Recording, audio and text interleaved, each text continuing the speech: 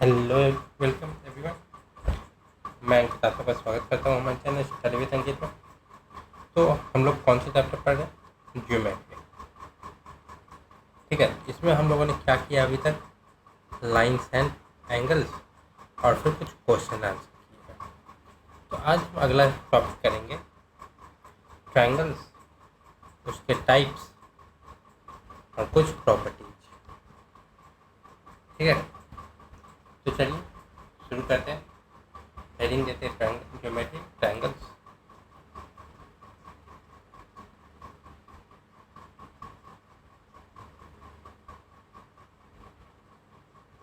Geometry, फिर आ गया triangles.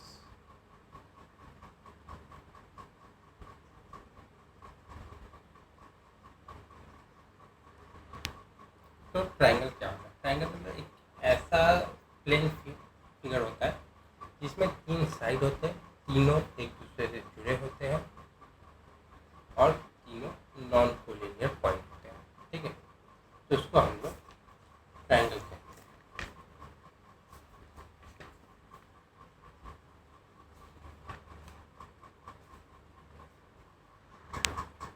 तो नॉन कोलिनियर पॉइंट ऐसा होता है जिसमें दो एक लाइन में दो पॉइंट होते हैं। अगर दो से ज़्यादा हो जाएंगे तो कोलिनियर में आएगा।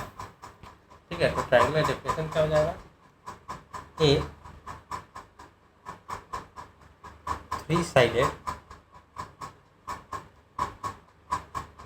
closed plane figure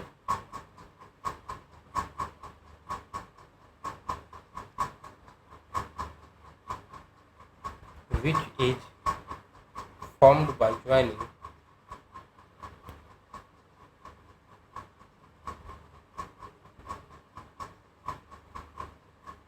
the three non-collinear points.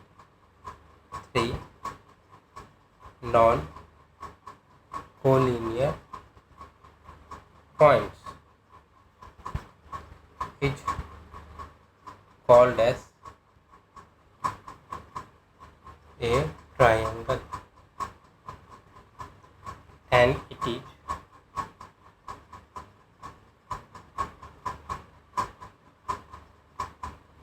denoted by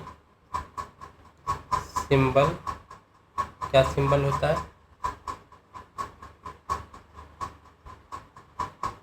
ये ट्रायंगल का सिंबल हो गया। अब ट्रायंगल का एक डायग्राम बना देते हैं। ट्रायंगल कैसा? थ्री साइड होते हैं, तीनों क्लोज होते हैं एक दूसरे का। ये हो गया एक ट्रायंगल जिसमें ए, बी और सी।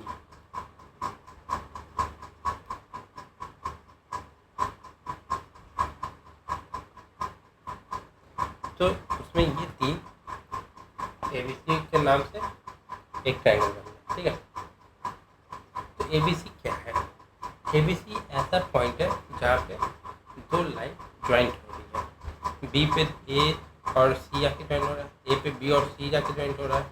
तो ये जो पॉइंट है, मतलब ये एरिया, ये इसको हम लोग कहते हैं वर्टिसेस। ठीक है, ये क्या हो गया? ये क्या हो गया? ये हो गया एक लाइन सेगमेंट। ठीक है, ये सब जो है ये इंटीरियर एंगल है, और यही अगर ऐसे करके ये बना देती है एक्सटीरियर एंगल हो जाता है।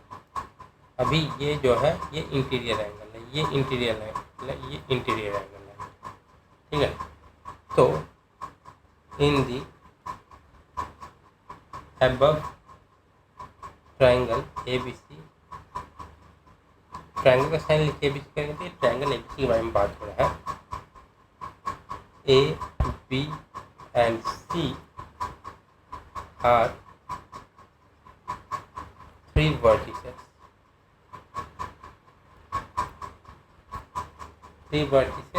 ठीक है, and line segments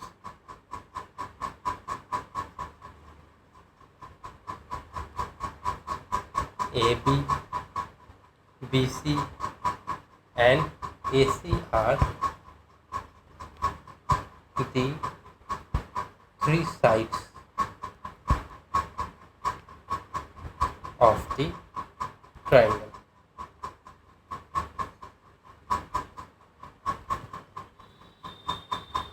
angle A, angle B and angle C, देखिए angle A, angle B, angle C, ठीक है, are the 3 interior angles of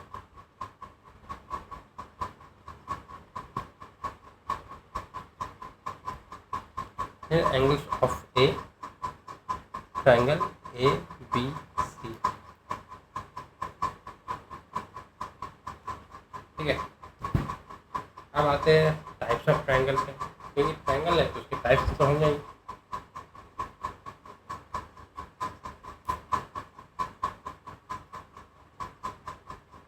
types of a triangle, तो टाइप भी दो टाइप होते हैं, एक इंटीरियर एंगल्स को लेके और एक उसके लेंथ को लेके, ठीक है। तो टाइप ए देखते हैं हम लोग।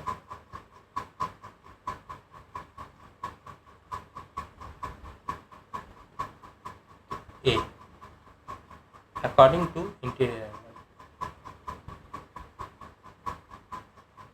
अकॉर्डिंग टू इंटीरियर एंगल्स, ठीक है।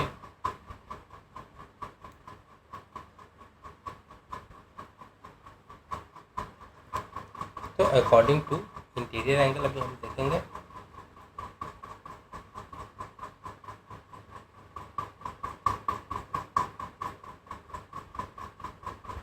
तो अकॉर्डिंग टू इंटीरियर एंगल में पहला क्या हो जाएगा,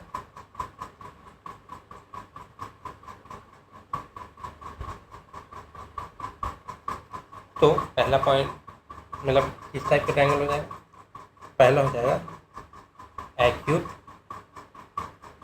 एंगल ट्रायंगल, ठीक है। Acute angle triangle, acute angle triangle क्या होता है, तो इसमें होता है each of the angle, each of the angle of a triangle is less than 90 degree, ठीक है। तो मान लीजिए कि ये एक ट्रायंगल है, ठीक है, ए बी, तो ये हमारा एंगल ए, एंगल बी और एंगल सी हो गया, ठीक है। तो इसका मतलब ये हो जाएगा angle A, angle B, angle C is less than 90 degree,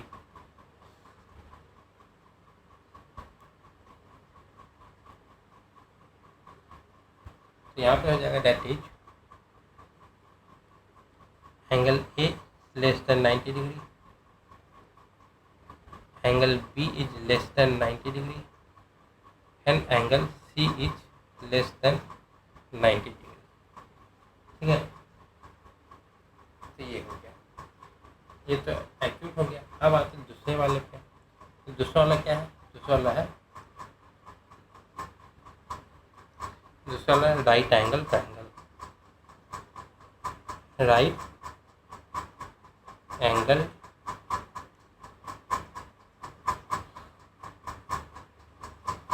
triangle. तो राइट एंगल ट्रायंगल में क्या होता है, तो राइट एंगल ट्रायंगल में होता है one of the angle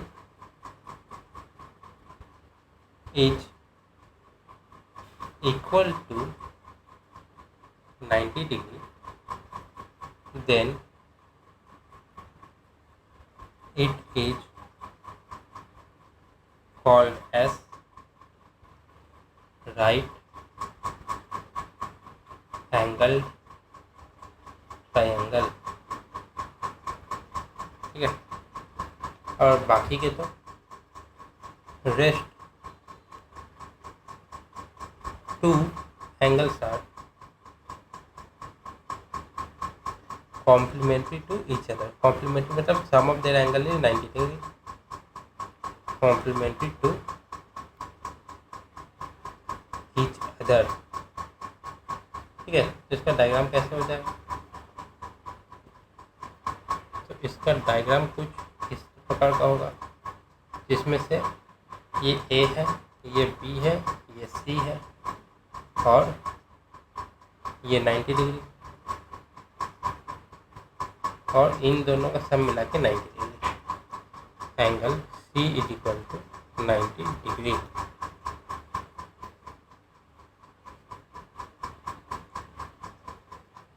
right angle. अब राइट एंगल के बाद क्या आता है? राइट एंगल के बाद आता है obtuse angle triangle. Obtuse angle triangle. ठीक है, एक्यूट, राइट, ऑब्ट्यूस। तो ऑब्ट्यूस एंगल ट्रायंगल में होता है कि कोई भी एक एंगल 120 डिग्री से, मतलब 90 डिग्री से बड़ा हो। तो इसको लिखेंगे one of the angle is obtuse, मतलब that is greater than 90 degree, then it is called as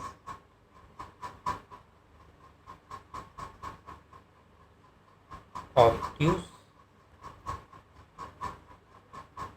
angle triangle। ठीक है, तो इसका डायग्राम कैसा हो जाएगा? इसका डायग्राम हो जाएगा, ये जाएगा, ये आएगा, ये हो गया इसका डायग्राम।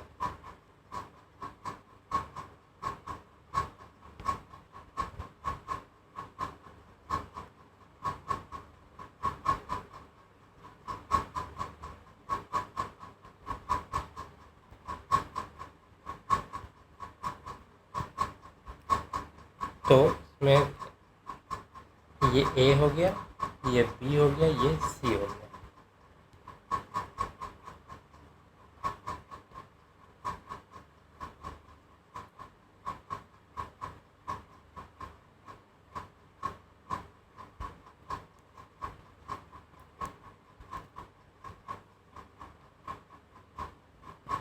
तो जो ये एंगल है ये 90 डिग्री से ज़्यादा है, तो angle C is greater than 90 degree.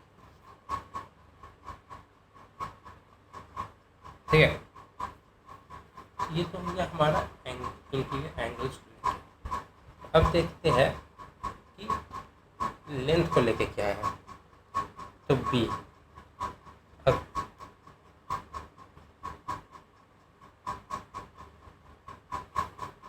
According to the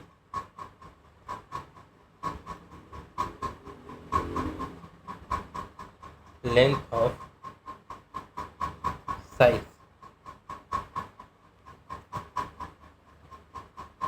तो साइड के हिसाब से अब एंगल मतलब ट्रायंगल को हम क्या क्या कहेंगे? तो सबसे पहला हो जाएगा स्केलेन ट्रायंगल। स्केलेन ट्रायंगल, तो इसमें होता है कि तीनों जो साइड वो इक्वल नहीं है, इसलिए नॉन इक्वल साइड। तो a triangle in which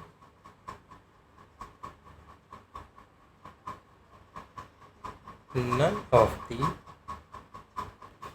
three sides is none of the three sides is equal is called a scalene triangle।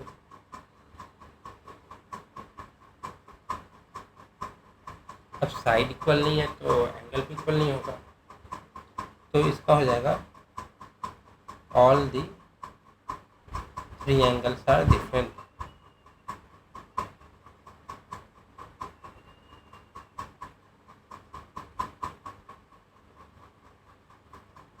तो इसका डायग्राम क्या हो जाएगा,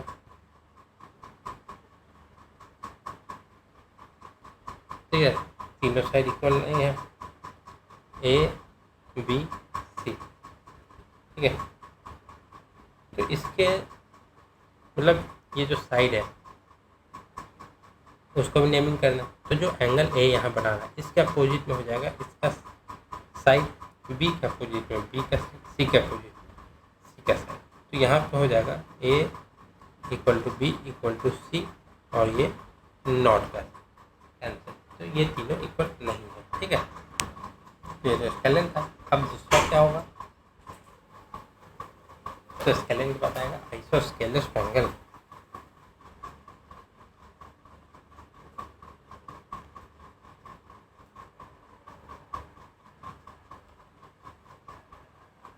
तो अगला है आइसोस्केलस। तो आइसोस्केलस ट्रायंगल में क्या होता है कि इसका कोई भी दो साइड इक्वल होता है, इसमें तीनों साइड इक्वल नहीं होते, इसमें दो साइड इक्वल होते हैं, ठीक है। तो a triangle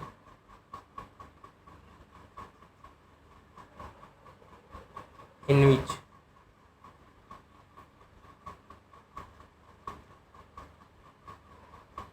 at least two sides are equal,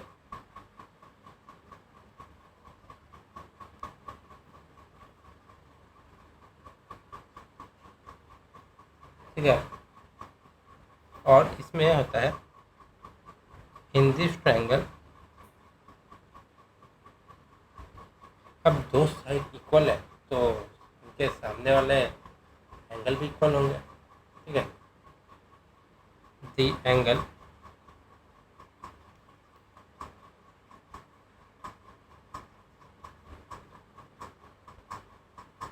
opposite to the congruent side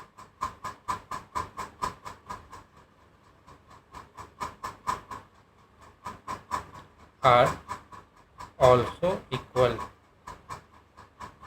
ठीक है। तो इसका डायग्राम कैसा हो जाएगा, ये हो गया। इसमें नेमिंग कर देंगे ए बी सी, ठीक है। ये तो नेमिंग हो गया। अब इसमें होता है दो साइड इक्वल, मान लीजिए ये इक्वल है और ये इक्वल है, तो एंगल बी और एंगल सी इक्वल हो जाएगा। तो A B equal to B C, नहीं, A B equal to A C,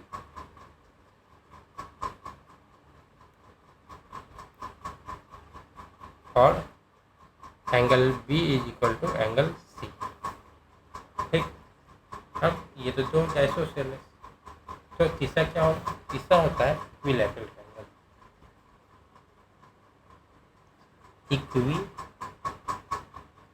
equilateral triangle, ठीक है। अगला आता है इक्विलैटरल ट्रायंगल। तो इक्विलैटरल ट्रायंगल में होता है जिसके तीनों साइड इक्वल हो, तीनों साइड इक्वल होंगे तो तीनों एंगल भी इक्वल होगा, ठीक है। तो a triangle in which all the three sides are equal, all the three sides are equal, ठीक है। It's called an equilateral triangle. और जब तीनों साइड इक्वल है तो in this triangle each angle is congruent and equal to 60 degree, क्योंकि interior angle का सम कितना होता है 180 डिग्री। अब जब तीनों इक्वल है तो सम 180 ही होगा तीनों का। तो A B C equal,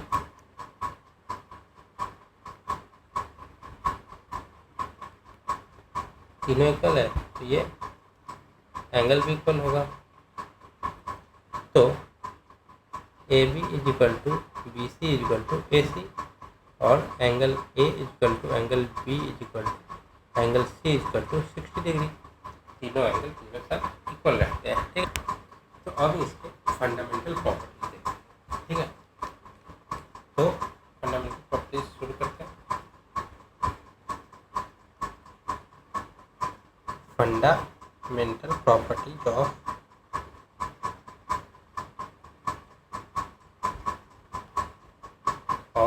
triangle, ठीक है। तो शुरू करते हैं। तो पहला प्रॉपर्टी,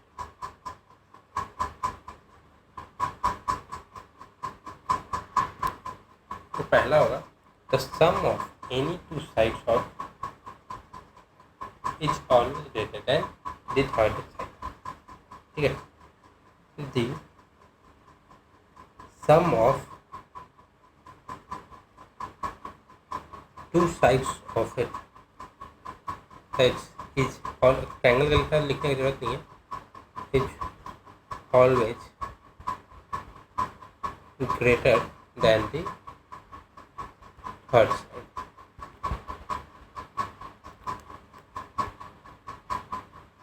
थर्ड साइड, ठीक है। अब मान लीजिए कि राइट एंगल ट्रायंगल में ही देख लेते हैं। ये 5 है तो ये 4 और 3 होता है, और ये 13 है तो 12 5 होगा।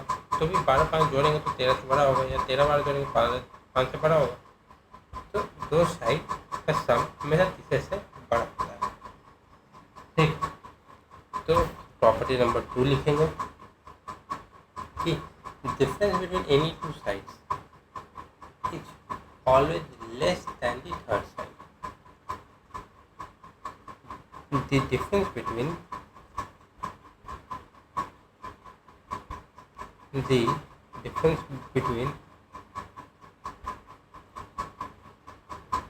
any two sides is always greater than the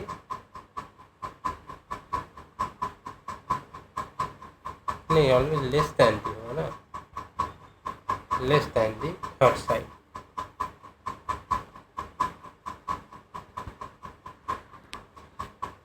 दो हो गए। अब तीसरे पे आते हैं। तो तीसरा कह रहा है कि मान लीजिए कि कोई ग्रेटर है, मतलब 3 का एंगल होते हैं। अब जो बड़ा है, बड़ा एंगल, उसके अपोजिट वाला साइड भी बड़ा होगा। जो एंगल छोटा है उसके अपोजिट का साइड छोटा होगा। मतलब कि मान लीजिए 2 साइड है वो सेम नहीं, तो जो सबसे बड़ा एंगल होगा उन दोनों के अलावा उसके अपोजिट वाला साइड बड़ा होगा। तो मतलब बड़ा एंगल अब बड़े साइड का अपोजिट है, छोटा एंगल छोटे साइड का अपोजिट है, ठीक है। ग्रेटर एंगल हैज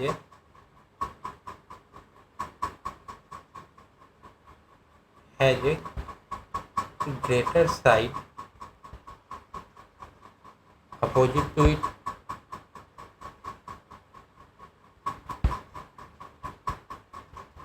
ठीक है। And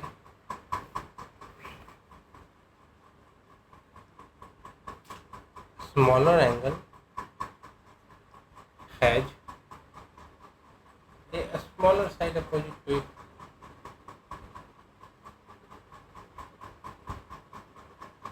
has a smaller side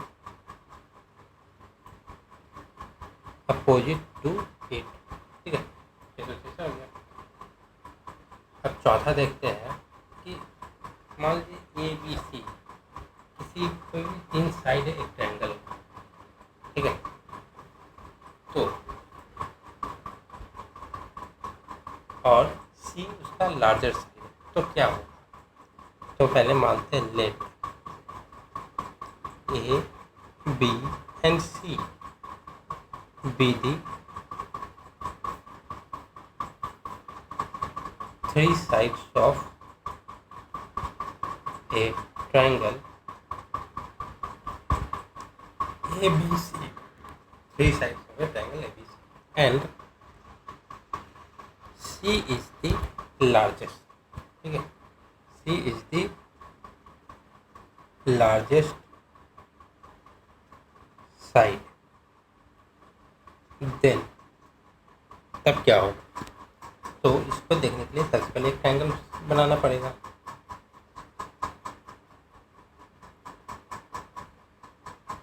इसमें सी साइड सबसे बड़ा ट्रायंगल ए बी सी. तो सी के साइड का सबसे बड़ा है, ए यहाँ पे है, बी यहाँ पे है. ठीक है, तो अब इसको हम लोग देखते हैं कि हम इसमें क्या क्या है. तो पहला कंडीशन रहेगा कि मान लीजिए if C square is equal to A square plus B square equal to A square plus B square is greater than C square. तो क्या होगा? ये एक एक्यूट एंगल बनेगा. द ट्रायंगल इज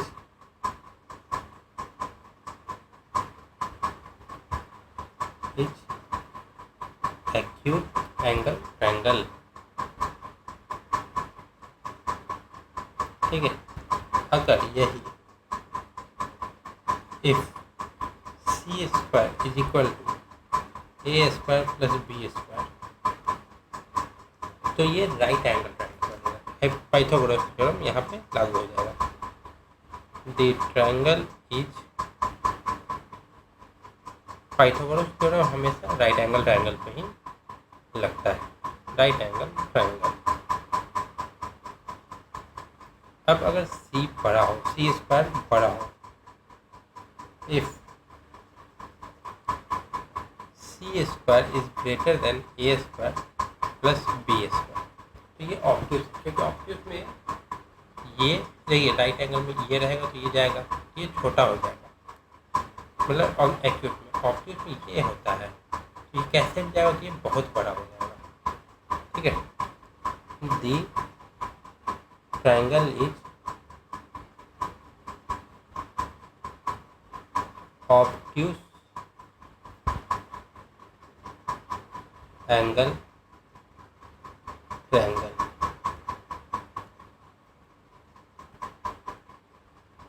ठीक है, ये तो हो गया. अब पांचवा, हमने चार तो देखा था, पांचवा क्या है? पांचवा है एक साइन रूल.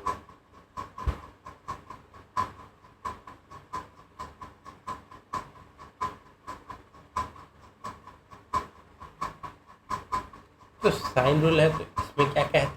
तो इसमें कहता है कि ए बी सी तीन साइड है, तीनों का अपोजिट एंगल है ए बी सी. तो फिर A by sine A is equal to B by sine B equal to C by sine B. तो ऊपर वाले ए बी सी है वो साइड्स है, नीचे वाले एंगल्स हो जाएंगे. ठीक है, जिसको हम लोग लिख के देख लेते हैं.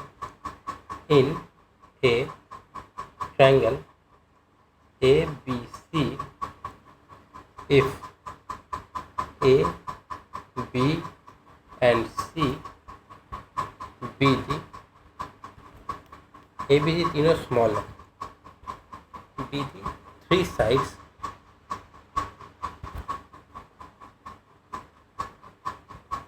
opposite to angle, opposite to the angles A, B and C. तो यहाँ पे जो ए बी सी वो कैपिटल है, जो कैपिटल में भी सी को एंगल को रिप्रेजेंट कर रहा है, जो स्मॉल में लिखा हुआ है वो साइड्स को रिप्रेजेंट कर रहा है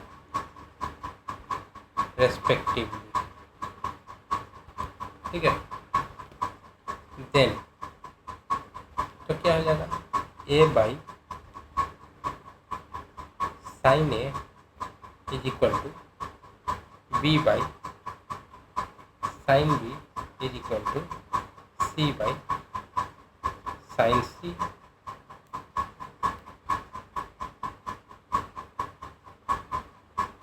ठीक है,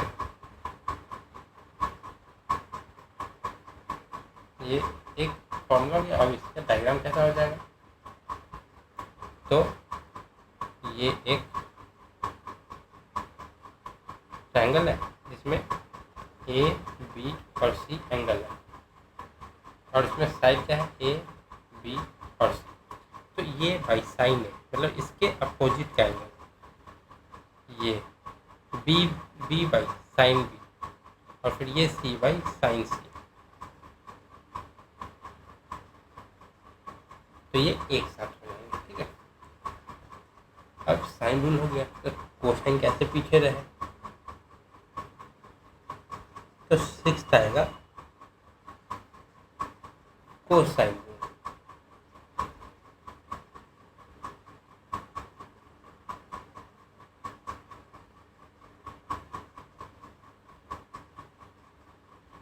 कोसाइन रूल, ठीक है। कोसाइन रूल में क्या होता है कि तो कोसाइन रूल में होता है कि स्क्वायर ऑफ एनी साइड, मतलब कोई भी साइड का आप ले लीजिए, मान लीजिए ए का ले लीजिए, ठीक है। तो square of any side of triangle is equal to the sum of the square of other two side minus twice the product of two side and the cos. मतलब अगर हम इसका मान लीजिए ए स्क्वायर कर रहे हैं तो इसका क्या हो जाएगा, sum of the square of other two side B square plus C square minus twice the product of two sides and the cosine included angle. मतलब twice the product of two side, मतलब B और C product of two side and cosine of the included angle. तो cosine किसका, cos, angle कौन सा ए, तो cos A हो जाएगा, ठीक है। तब इसको हम लोग लिख लेते हैं। तो in triangle A B C, in triangle A B C if A B C be the sides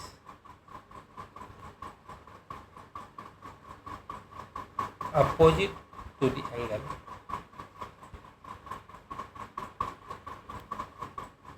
A, B, C respectively, then क्या क्या हो जाएगा। अब ए स्क्वायर, आप इसी ट्रायंगल को मान लीजिए, तो A square is equal to B square plus C square minus 2bc cos, अब यहाँ पे एंगल जो आएगा वो ये वाला होगा, अपोजिट एंगल होगा कॉस ए, ठीक है। तो इसको हम लोग लिख सकते हैं cos A is equal to B square plus C square, ये इधर आ जाएगा, ये इधर जाएगा, minus A square divided by 2bc, ठीक है। इसमें हमने क्या किया, इसको इधर लेके चलेगा, इसको इधर ले आए, तो ये इधर आया तो प्लस 2bc हो गया, cos A equal to B square plus C square minus A square. अब कॉस ए को इधर छोड़ के इसको यहाँ ले आए तो ये माइनस में 2bc आ गया, ठीक है। तो ये हमने ए स्क्वायर का किया। अब बी स्क्वायर का क्या होगा, तो बी स्क्वायर के अपोजिट क्या होगा ए और सी, तो A square plus C square minus 2ac cos क्या है बी, तो यहाँ पे कॉस बी क्या हो जाएगा, A square plus C square minus B square by 2ac, ठीक है। AC लिखिए, सी लिखिए, कोई फर्क नहीं पड़ता। अब तीसरा क्या हो जाएगा, सी स्क्वायर इज इक्वल टू, एक डैश दिए थे तो माइनस का साइन लगा, तो सी स्क्वायर इक्वल टू क्या हो जाएगा, A square plus B square minus 2ab cos C. इसको हम लोग लिख सकते हैं cos C is equal to A square plus B square minus C square divided by 2ab, ये 3 हो गया, ठीक है। अब 7th आते हैं, 6 पॉइंट हमने देख लिया, 7वां देखते हैं 7th पॉइंट। तो 7th पॉइंट क्या है कि 7th पॉइंट है कि मतलब इंटीरियर एंगल जितने हैं उन सब का सम क्या होता है 180 degree. The sum of all the three interior angle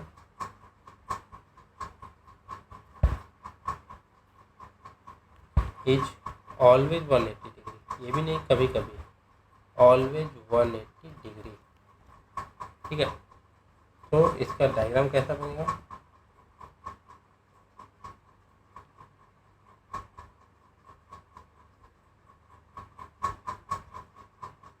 ठीक है, मान लीजिए ट्रायंगल है, ये सी है, ये ए है, ये बी है, ये डी है, ये ई है, ये एफ है। ठीक है, और एंगल क्या क्या है? ये और ये। अब देखिए, ये एंगल और यहाँ से वे ये एंगल, इन सब को 180 डिग्री है। तो ये मिला के हो जाएगा 180, क्योंकि अब मान लीजिए इक्विलैटरल ट्रायंगल होता है, तो अंदर का सम कितना होता है? ईच का 60 डिग्री 60 डिग्री 60 डिग्री, तो 180 डिग्री। तो इक्विलैटरल ट्रायंगल का 180 है, तो ऑब्ट्यूज का भी, एक्यूट का भी 180 होगा, ऑब्ट्यूज का भी 180 होगा। तो सारे एंगल्स का सम होता है 180 डिग्री। मतलब that is angle CAB plus angle ABC plus angle BCA is equal to 180 degree.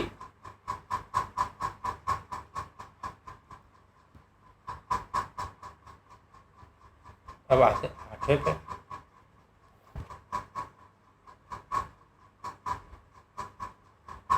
तो 8वां कह रहा है कि अब हमने तो इंटीरियर एंगल का देख लिया, तो एक्सटीरियर एंगल का कितना होगा? तो एक्सटीरियर एंगल का सम होता है सारे एक्सटीरियर एंगल का मिला के 360 डिग्री, क्योंकि 180 180 180 होता है। मतलब क्या हो जाएगा? 180 प्लस 180 प्लस 180 कितना हो गया? 540। अब 180 तो इंटीरियर हो गया, तो इंटीरियर हटा दिए, तो कितना हो जाएगा? 360 डिग्री। ठीक है, तो the sum of three exterior angles, क्योंकि 3 ही एंगल है ना, 3 exterior angles of a triangle is 360 degree. तो यहाँ पे 2 फिगर बना के आपको दिखा सकते हैं। एक तो ये रहा,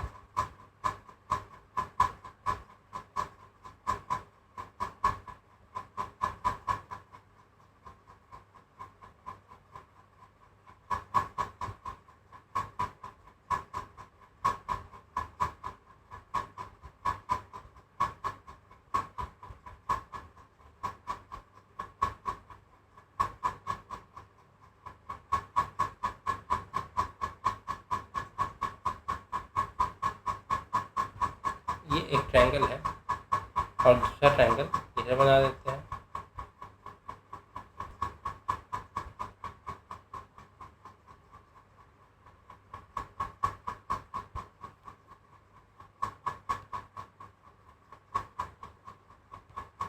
ठीक है, तो ये 2 ट्रायंगल हैं। अब इनका नेमिंग कर देते हैं, क्या क्या होगा? ABC, ये D हो गया, ये E हो गया, ये F हो गया। यहाँ पे भी ABC D E और F हो गया। ठीक है, अब यहाँ पे एंगल्स होंगे। एक एंगल एक्सटीरियर ये है, एक ये है और एक ये है। अब यहाँ पे एक ये है, एक ये है, एक ये है। ठीक,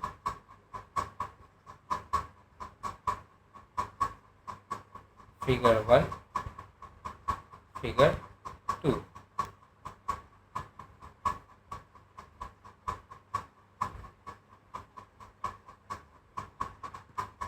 तो फिगर 1 का देखते हैं हम पहले। फिगर 1 और फिगर 2। तो क्या क्या है, तो फिगर 1 अगर हम देखें तो पहला एंगल होगा FAC प्लस ECB फिर DBA। ये तीनों जो एक्सट्रीम एंगल इनको जोड़ेंगे तो सम आएगा 360 डिग्री। तो हम जोड़ते हैं angle FAC plus angle ECB plus angle DBA। ये तीनों अगर हम जोड़ेंगे तो क्या आ जाएगा 360 degree.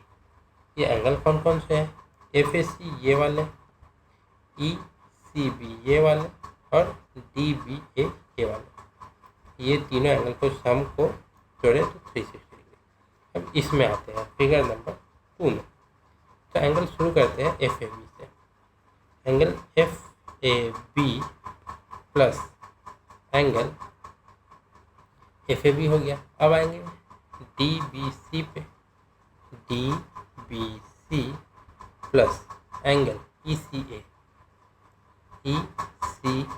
Is equal to 360 degree.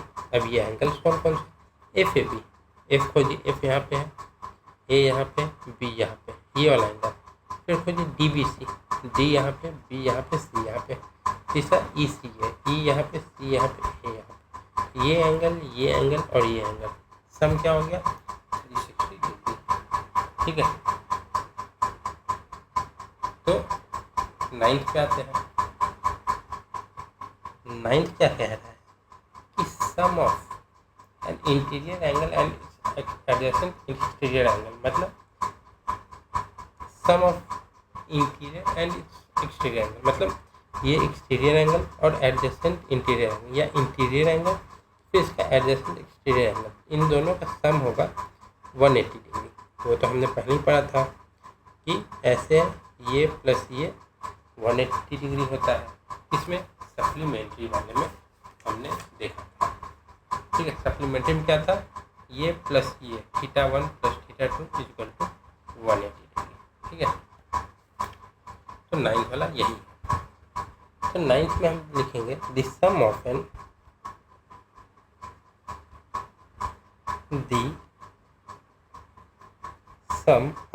N interior angle and its adjacent exterior angle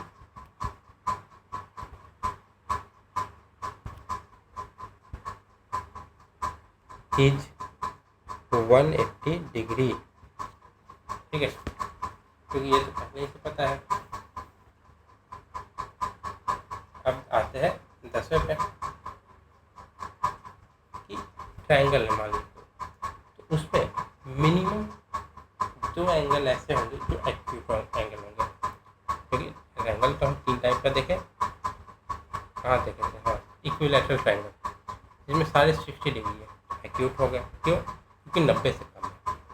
अब आते हैं आइसोस्केलस पे। आइसोस्केलस पे 2 ट्रायंगल इक्वल है। ठीक है, तो अब 2 ट्रायंगल 90 से कम ज़्यादा होंगे या 90 भी होंगे, मान लीजिए कि ये और ये इक्वल है, 90 भी होंगे तो यही दोनों मिला के 180 होगा। तो तीसरे को तो जरूरत ही नहीं पड़ा, तो ये फिर ये स्ट्रेट लाइन हो जाएगा ना। पर अगर ये 90 से कम है तो ये भी कोई ना कोई वैल्यू होगा। तो ये दोनों अगर 90 से कम है तो 2 एटलीस्ट 2 एक्यूट एंगल हो गए। अब हो गया स्केलेंट एंगल, उससे अच्छा हम यहाँ पे देखते हैं ऑब्ट्यूस, ये 190 से ज़्यादा है, ये दोनों मिला के तो 90 से कम होंगे। दोनों मिला के 90 से कम हो रहे हैं तो दोनों एंगल 90 से कम है, मतलब इंडिविजुअली भी 90 से कम है, तो 2 एक्यूट हो गए। अब ये 90 है, ये दोनों भी 90 नहीं हो सकता क्योंकि 270 एंगल डिग्री का एंगल होगा निट एंगल। तो ये दोनों भी कम से कम 2 तो 90 से कम है। और फिर एक्यूट में तो सारे 90 से कम होते हैं। तो 10वां नंबर हमारा यही है कि कम से कम 2 एंगल 90 से एक्यूट होनी चाहिए। ए ट्रायंगल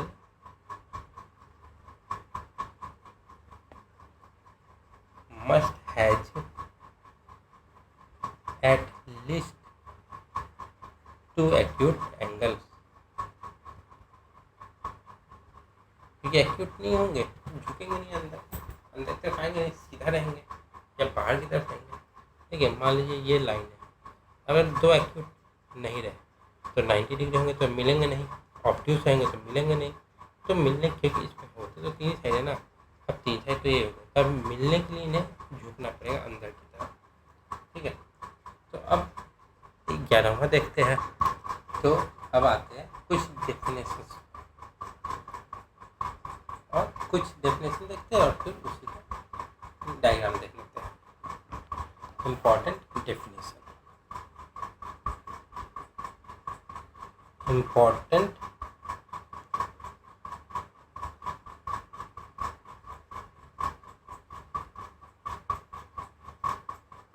डेफिनेशन।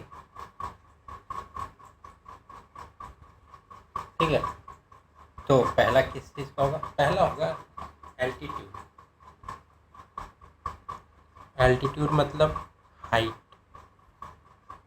जितने एल्टीट्यूड पे हम ऊपर जाएंगे हमें उतनी ठंडी लगेगी। ये तो ज्योग्राफी हो गया।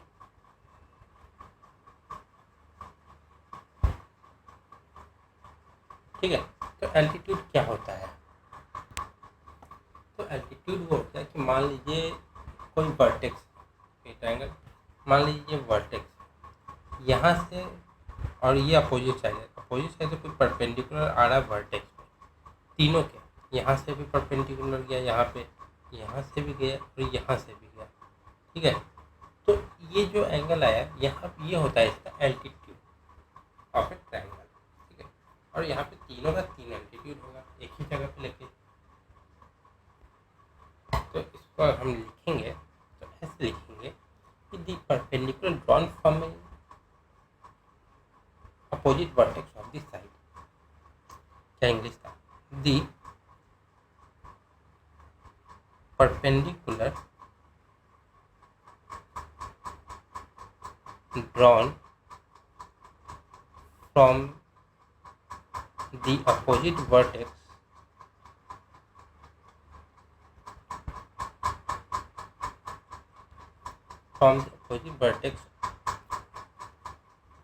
कुछ ज़्यादा ही उधर चले गए। the opposite vertex of a side each side in the triangle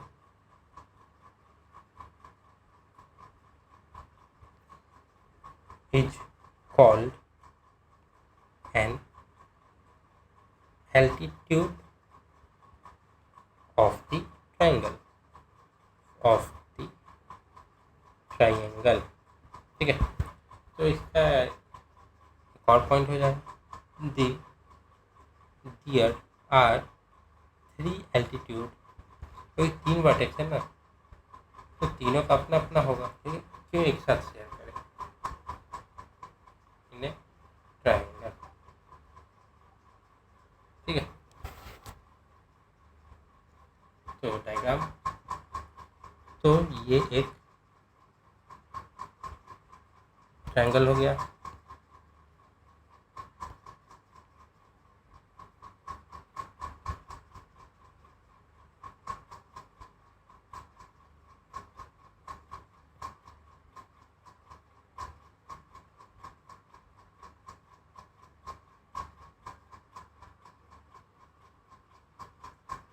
ठीक है, ये एक ट्रायंगल है, इसका नाम क्या है? ए, बी और सी। अब इस पे आएगा वर्टेक्स, मतलब एक परपेंडिकुलर अपोजिट साइड से वर्टेक्स पे। तो यहाँ से आया यहाँ पे, यहाँ से एक गया यहाँ पे, फिर यहाँ से एक जाएगा यहाँ पे। तो ये 3 आया वर्टेक्स से, मतलब अपोजिट साइड से वर्टेक्स पे, और तीनों का एंगल 90 डिग्री बना रहा है और बीच का पॉइंट है O। तो जो ये O है वो एल्टीट्यूड ऑफ ए ट्रायंगल है, ठीक है। और तो ये तो O एल्टीट्यूड, ये O इनका इंटरसेक्टिंग पॉइंट है। पर एल्टीट्यूड क्या है? तो एल्टीट्यूड वो जहाँ जो लाइन यहाँ से आ रही है, मतलब ए ई यहाँ पे E आ जाएगा, यहाँ पे F आ जाएगा, यहाँ पे D आ जाएगा। A E B F and C D are altitudes, ठीक है। तो सबका अपना एल्टीट्यूड आ गया और वो पॉइंट है जहाँ पे इंटरसेक्ट कर रहे एक दूसरे को। अब आते हैं अगले पे। तो अगला क्या है? अगला है मीडियन। मैथ में पढ़ा ही होगा आपने मीन मीडियन मोड। तो मीडियन क्या होता है? मीडियन होता है, तो मीडियन होता है सेंटर। सेंटर मतलब जहाँ से कोई भी चीज़ जो इक्वल पार्ट है डिवाइड हो रही है, ठीक है। तो मीडियन क्या लिखेंगे? The line segment, the line segment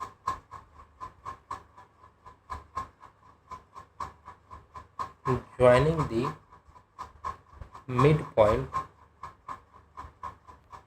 the midpoint of a side, midpoint of a side to the vertex opposite to the side is called a median, ठीक है। तो मीडियन ये होता है कि मान लीजिए वर्टेक्स से कोई लाइन निकला और जो इसका अपोजिट साइड है उसको मिड पॉइंट से बाइसेक्ट कर दिया, तो वो पॉइंट को मीडियन कहते हैं, ठीक है। मतलब ऐसा लाइन जो उसका अपोजिट साइड को दो पार्ट्स में डिवाइड कर दे। तो there are three medians, there are three medians in a triangle। दूसरा, a median bisect the area of a triangle। a median bisects the area of a triangle.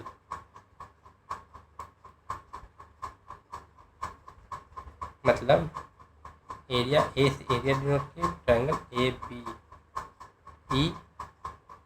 नहीं, इसके लिए पहले डायग्राम बना देते हैं, फिर वहाँ से समझने में आसानी होगा।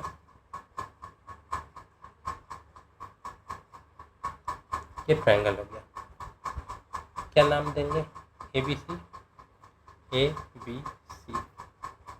अब ट्रायंगल में से यहाँ से निकलेगा कोई लाइन जो सामने वाले को दो पार्ट में डिवाइड करेगा। एग्जैक्ट मत सोचिए क्योंकि हाथ से बना रहे, कोई मेजर किया हुआ नहीं है, पर जो बना रहे उसी के हिसाब से मान के चलिए, ठीक है। ये तीन लाइन्स आ गए, ये तीनों मीडियन है। अब ये डिवाइड कर रहे हैं ट्रायंगल को, तो ए के साथ क्या जाएगा? ई जाएगा, बी के साथ क्या जाएगा? एफ, और सी के साथ डी, क्योंकि सी के बाद डी आएगा ना, सी से डी फिर एफ। तो यहाँ पर अगर हम देखें ये और ये इक्वल है, ये और ये इक्वल है, ये और ये इक्वल है, ठीक है। ये तीनों इक्वल है और जो बीच में जहाँ पे मिल रहा है उसको ओ मान लेंगे। तो यहाँ से कहने का मतलब है A E B F and C D are the medians. मतलब क्या हुआ? B E equal to C और फिर A F is equal to F C और A D is equal to B D. अब यहाँ हम देखें तो एरिया ऑफ मतलब मिडिल जो एरिया को मतलब हाफ से डिवाइड कर देता है। तो angle area of triangle A B E is equal to area of triangle A E C is equal to half area of triangle A B C. ऐसे ही सब हो जाएगा। मतलब क्या कह रहा है, ये एरिया, ये ट्रायंगल ए बी, ठीक है, और ए बी क्या है, ये, और ए ई सी ये। तो ये जो एरिया है ये equal to half of triangle A B C का एरिया। ए ई सी का एरिया कितना है, ए बी सी का हाफ, ठीक है, मीडियन हो गया। अब आते हैं दूसरे पे जो कि है एंगल बाइसेक्टर।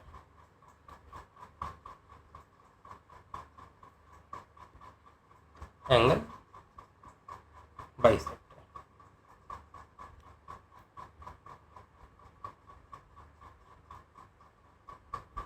Angle bisector. तो एंगल बाइसेक्टर क्या है, तो एंगल बाइसेक्टर में क्या है कि लाइन सेगमेंट जो बी से निकल रहा है, मतलब एंगल से निकल रहा है, वर्टेक्स से निकल रहा है, वो उस एंगल को मतलब बाइसेक्ट कर रहा है, मतलब इक्वल इक्वल पार्ट्स में, तो उसको कहते हैं एंगल बाइसेक्टर, ठीक है। A line segment which originates from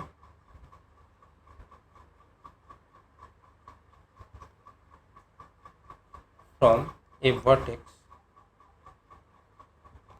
and bisects the same angle, तब जहाँ से निकला उसी को काट रहा है, तो इसको हम लोग कहते हैं एंगल बाइसेक्टर। मतलब कैसा हो जाएगा, तो ये एक ट्रायंगल हो गया ना, ए बी सी। अब यहाँ से एक जाएगा लाइन जो कि इस एंगल को डिवाइड किया, फिर यहाँ से एक लाइन आया जो इसको डिवाइड किया, फिर यहाँ से एक लाइन आया जो इसको डिवाइड किया, जो कि थोड़ा सा लेफ्ट राइट हो गया है।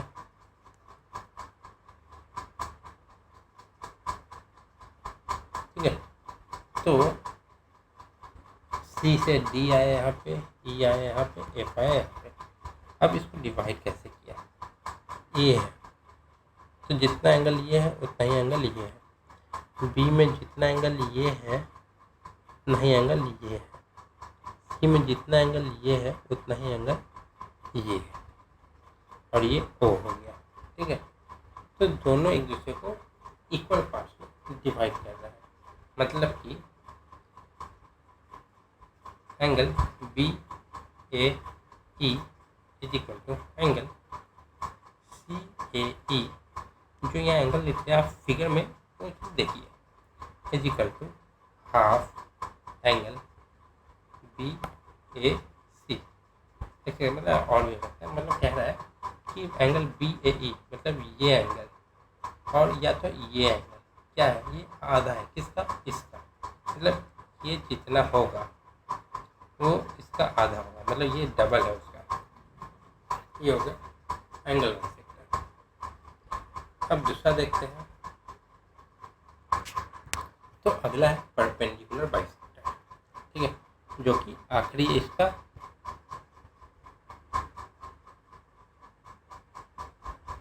Perpendicular bisector. तो ये क्या होता है, तो ये होता है कि एक लाइन सेगमेंट है, ठीक है,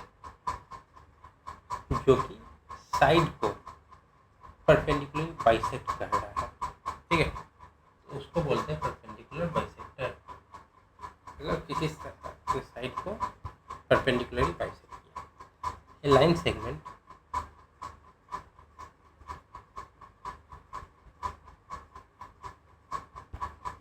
which bisects the side perpendicularly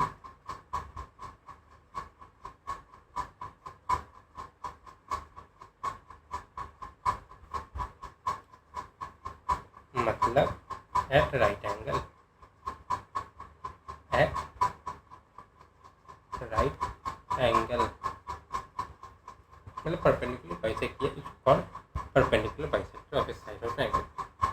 ये हो गया। मतलब दूसरा पॉइंट इसमें क्या है, मतलब इसमें जो होता है कि परपेंडिकुलर बाइसेक्टर जो है वो जहाँ पे मिलता है, ठीक है, वो एक मतलब सब जगह से जहाँ से भी शुरू हो रहा है वहाँ से इक्वल डिस्टेंस पे होता है।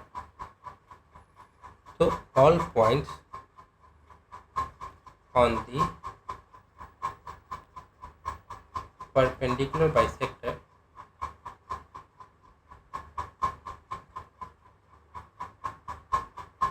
all points on the perpendicular bisector of a line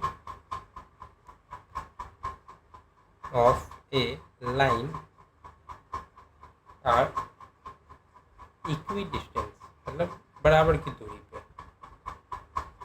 from the ends of the line, तो इसको समझने के लिए डायग्राम बनाना पड़ेगा, बिना डायग्राम के तो समझ में नहीं आएगा। ठीक है, ये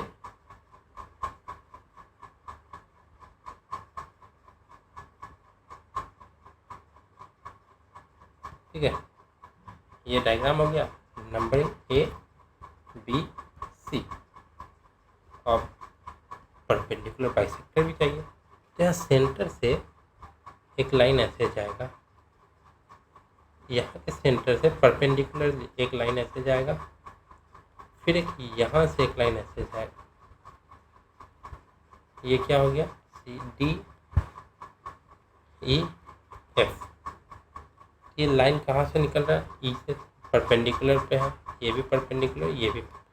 ये जो जा रहा है यहाँ पे मिल रहा है ओ पॉइंट, यहाँ से यहाँ का दूरी, यहाँ से यहाँ का दूरी, यहाँ से यहाँ का दूरी, मतलब ये डिस्टेंस सेम होगा। ठीक है, ये हमारा परपेंडिकुलर बाइसेक्टर हो गया। तो आज के लिए इतना ही रखते हैं, क्योंकि इसमें भी और बहुत चीज़ें हैं, जैसे कि अभी हमें थ्योरम्स भी देखने हैं, इम्पॉर्टेंट थ्योरम्स ऑफ ट्रायंगल, वो हम अगले क्लास में देखेंगे, क्योंकि अगर आज देखेंगे तो फिर क्लास बहुत लंबा खींच जाएगा और फिर बोरिंग हो जाएगा। तो वीडियो पसंद आए तो लाइक करें, कोई डाउट हो तो कमेंट में पूछ सकते हैं, और ज़्यादा से ज़्यादा लोगों तक शेयर करें, और चैनल को सब्सक्राइब करना ना भूलें।